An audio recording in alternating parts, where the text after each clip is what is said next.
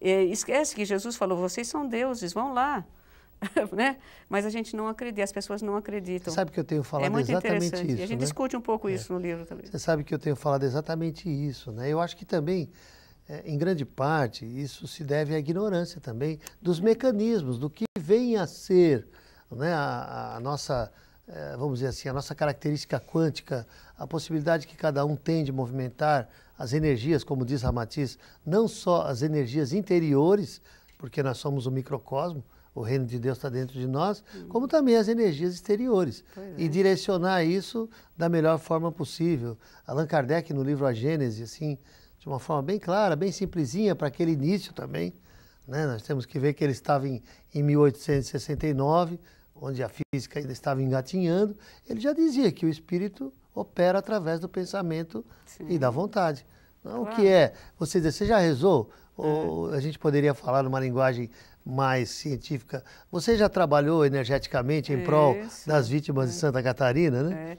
O Roger Ferrodie sempre dizia pra gente que toda magia é mental. É a mesma coisa que o nosso amigo Allan Kardec, que o Ramatiz, todos eles falam a mesma coisa, né? Cada um com a sua linguajar, mas toda a mesma coisa. A gente percebe que o homem, além de ele não acreditar que ele pode, nós seres humanos sempre gostamos de ver o resultado da nossa obra. Então, vamos supor que você não estivesse bem de saúde, Sidney, tivesse uma pneumonia. E eu estou lá em Campinas, vou falar, meu amigo Sidney está doente, eu vou disponibilizar saúde para ele e tal, não sei o quê. Só que eu vou disponibilizar para o Sidney, mas eu vou disponibilizar também para todas as pessoas que estejam na mesma situação que o Sidney nesse momento. Pode ser que esteja lá na Tailândia, não importa. Sim. Uma disponibilização universal. E o que a gente percebe, assim, dentro desse pensamento quântico, né? Puxa, eu disponibilizei tanto amor para o Sidney, tanta saúde, e ele não melhorou, né? Mas eu estou me esquecendo que aquele fulano que estava lá na Tailândia melhorou. Ele não sabia que tinha uma Teodorinha lá em Campinas, ele melhorou. Quer dizer, nós ainda somos um pouco egoístas. O nosso ego é muito forte. O retorno, né? A gente quer o retorno, quer ver que o outro, aquilo que eu fiz, a minha obra, atingiu o seu objetivo. A gente não é capaz de lançar para o universo esse amor ou essa saúde, né? Então, acho que o homem, ele esbarra nessas duas coisas. Sim, de não acreditar e de querer ver o resultado. E também perceber que existe também a colheita, né? O karma. O momento nem de cada sempre um, não é? O melhor para a pessoa é o que eu acho que é o melhor. Claro. Né? Uma outra coisa que eu vejo, assim, principalmente no seu livro Terra dos Aimorés, e assim vou te falar, se você é minha amiga, eu sei que eu sou suspeito para falar que eu adorei, porque você sabe que quando eu terminei de ler, eu já liguei para você imediatamente, conversamos sobre o livro e tal, porque eu acho assim, né? Porque os ciclos, eles representam, e aquilo que acontece dentro de um ciclo, é sempre, obviamente, a projeção do que nós somos interiormente. Então, Terra dos Aimorés vai mostrando toda uma comunidade, né? E todas, vamos dizer assim, as características psicológicas, os sentimentos, as emoções, as buscas, os ideais de cada um, e como tudo isso funciona para quem sabe utilizar a vida e para quem não sabe, né? A nível de recompensa, de equilíbrio, de evolução e de alegria, de felicidade, ou de dores, sofrimentos e buscas, assim, novas buscas, né? Que isso também é muito bom, porque Deus é tão bom que sempre dá mais uma chance, né? Eu costumo dizer que Deus não tem pressa. Quem tem pressa somos nós. A pressa é nós, porque Deus está fora do tempo e espaço, né? Deus é a energia suprema, é a eternidade.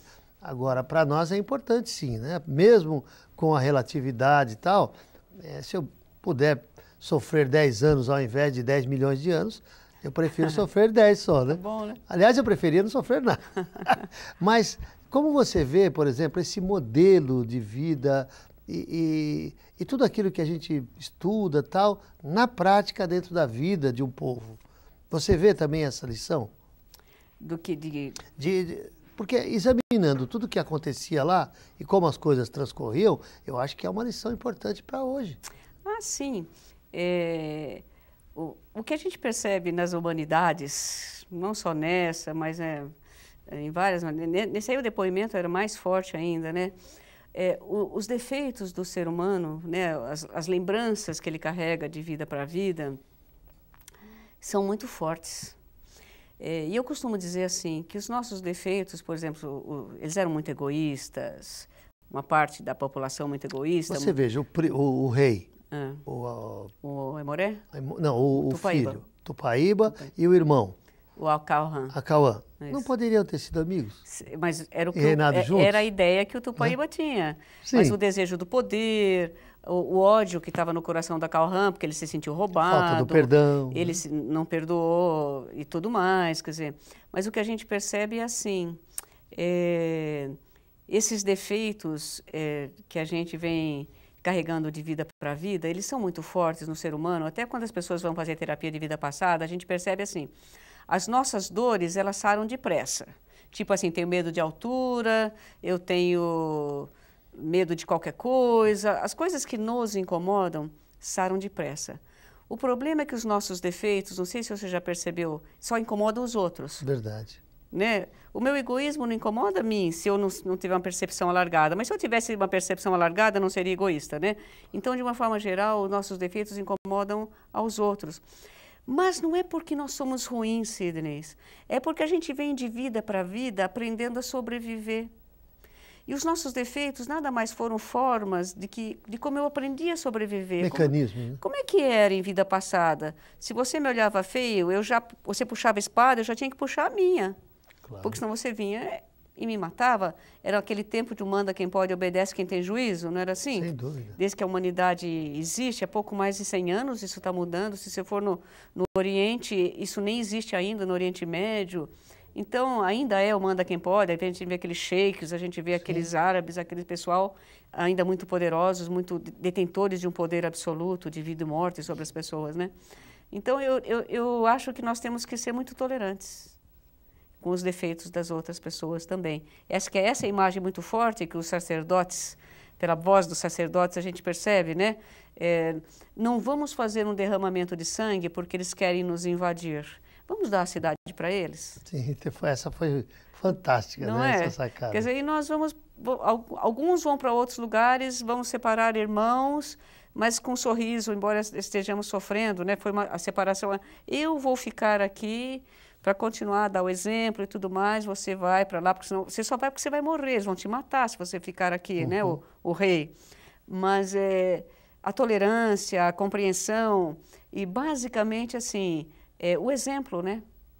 Eu acho que chega um momento da vida que as palavras são muito pequenas. Acho que chega um momento da vida que você tem que dar o exemplo. Só que isso é um fio da navalha, né?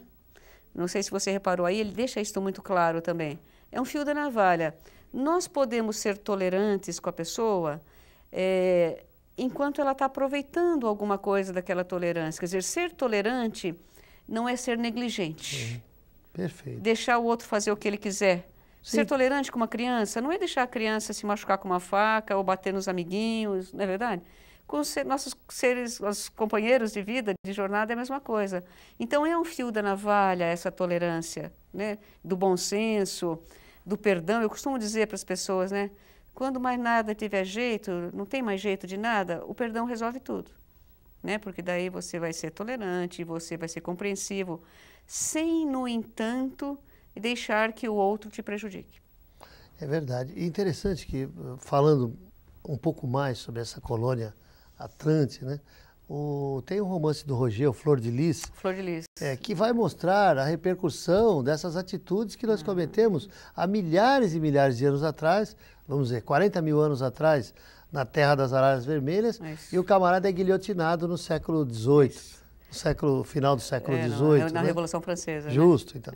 Então, é a lei de causa e efeito também, dando a cada um conforme suas obras. É interessante que essas histórias, o que a gente percebe é que existe um grupo de espíritos que naquele outro livro do Roger Erg, você lembra desse livro? Lembro. O décimo planeta, né? Quando ele conta a origem do planeta Terra, desta humanidade, né? Que veio desse planeta chamado Erg, veio por causa também do desatino dos homens, o planeta explodiu e tal. Veio para Vênus, de Vênus para a Terra, né? Tá. Vamos fazer uma coisa? Vamos. O papo tá bom demais. Vamos deixar o pessoal com água na boca? Vamos fazer um intervalo. Já já nós voltamos com o nosso programa. Até já. Fique conosco.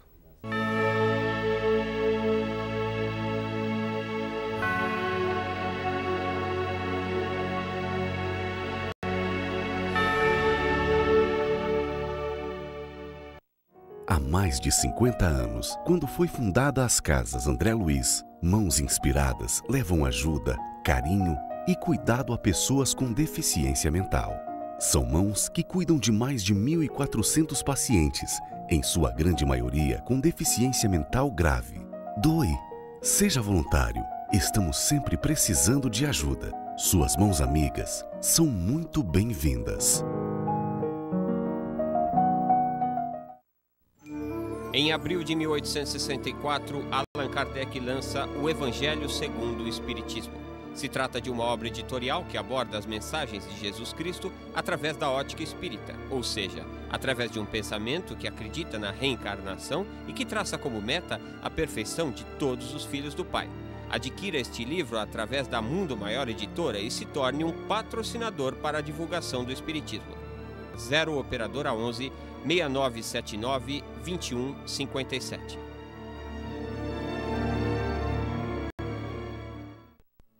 Você quer saber quem somos, de onde viemos, para onde vamos?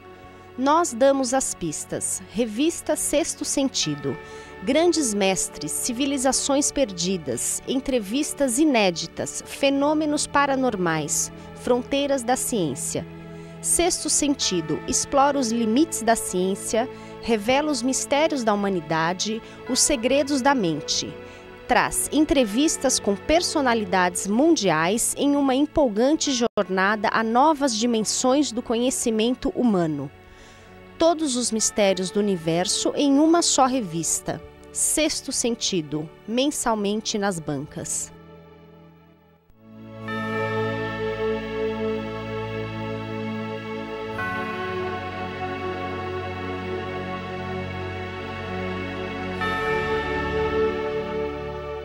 Então vamos à nossa agenda. Teremos no dia 5 de abril o aniversário do Cefa, o Centro Espírita Francisco de Assis. O aniversário do Cefa ocorrerá das 9 às 17 horas e terá a participação do Grupo Jean com pinturas mediúnicas, com mensagens de espíritos desencarnados. Teremos ainda na parte da manhã o show da Paula Zamp com música e palestra também. E na parte da tarde, das 15 às 17 horas, nós teremos o encontro do voluntário espírita. O Centro Espírita Francisco de Assis fica na rua Miguel Lilo, 131, no bairro da Vila Cisper, na capital do estado de São Paulo. Maiores informações, 0 Operadora 11 2541 2094. 2541 2094. Ainda no dia 5 de abril, nós teremos o simpósio É Crise, ainda bem, que será promovido pela TV Mundo Maior. O simpósio É Crise, ainda bem, será realizado no Hotel Braston, no centro da capital do estado de São Paulo, e terá a participação de Sérgio Felipe com o tema Uma Crise Chamada Depressão, Adão Nonato de Oliveira com o tema Família em Crise, Mário Mas falando sobre a crise e o futuro, e Vanderlei de Oliveira que falará sobre o tema A Crise e a Felicidade. Maiores informações, inclusive sobre preços, você entra no site da TV Mundo Maior, www.tvmundomaior.com.br. E no dia 31 de maio nós teremos o 16º Seminário Ramatiz do Sudeste, que versará sobre o tema A Sobrevivência do Espírito e será realizado na UB, na União Brasileira Espiritualista. Amado telespectador, estamos de volta com o nosso programa Ramatiz, uma proposta de luz. E hoje, mais uma vez, interessantíssimo, entrevistando a nossa querida Maria Teodora R. Guimarães, falando sobre a Atlântida, sobre a colonização atlântica no Brasil, sobre a expansão atlântica no mundo, coisa de 40, 50 mil anos atrás, mas nos mostrando que os ciclos têm muitas lições para nos trazer nesse momento atual. E nós falávamos da lei de causa e efeito, de como, você falava no final do módulo passado, de como parece que a humanidade evolui em grupos, Isso. Parece que são grupos de espíritos que vão se reencontrando. Exatamente. Você, como terapeuta de vida passada, acho que mais do que ninguém vê isso claramente, a história começa com esse grupo de espíritos de Erg, vieram muitos, mas um grupo especial, eles conseguiram escapar do planeta e foram para Vênus, de Vênus para a Terra. Essa história é muito bem contada no livro chamado Baratysil e também do Érgue, o 10º planeta. E quando eles chegam na Terra e reencarnam no planeta, eles vão justamente para a Atlântida. Começa na Atlântida.